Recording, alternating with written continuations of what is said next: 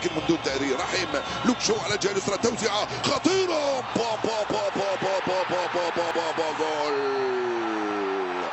حتى في ضرباتك الراسية يا جودي، يا جود بيلينغهام، وكأنه دار معها وبالروعة وبالأناقة وبالجمال، وكأنه لمسها براسه. هذه ليست ضربة راسية، بل هناك عناق رأسي للكرة. نعم هناك عناق رأسي للكرة من جود بيلينغهام، وضعها في الزاوية اليسرى لمرمى حسين. يطلع واحد يجوك 10 انجلترا تمتلك منتخبا قويا. وهنا لدينا هاري ماغواير. كونستانس ارتقى ماغواير، وجدها امامه المهاجم بوكايو ساكا مسجلا الهدف الثاني. بوم في منتهى الروعة على يسار الحائط. شوف السرعة في التوزيع، شوف سرعة فائقة في توزيع الكرة، سرعة فائقة في قطع طريق الكرة من قبل رحيم، يسجل بوجه رجله اليمنى.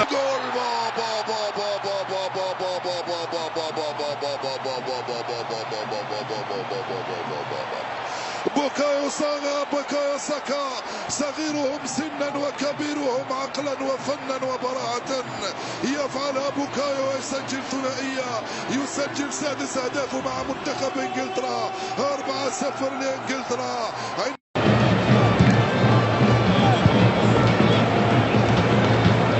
كرة أخرى،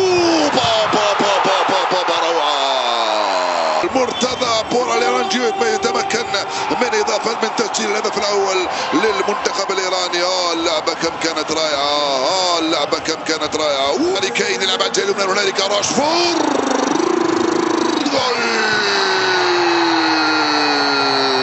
1 صارت النتيجة لإنجلترا أمام إيران. الكل سجل اليوم، من لم يسجل اليوم لن يسجل. واحد من رحيم والآخر من راشفورد. 5-1. افرح يا جاريث، يستاذ من بيلينغهام، هرب ويلسون من هنالك على الجهة اليمنى، كالوم ويلسون جريليتش وجول. وركلة الجزاء أخذ الوقت أكثر من اللازم. مهدي التريمي يستعد، وبيكفورد وتريمي ومهدي وجول.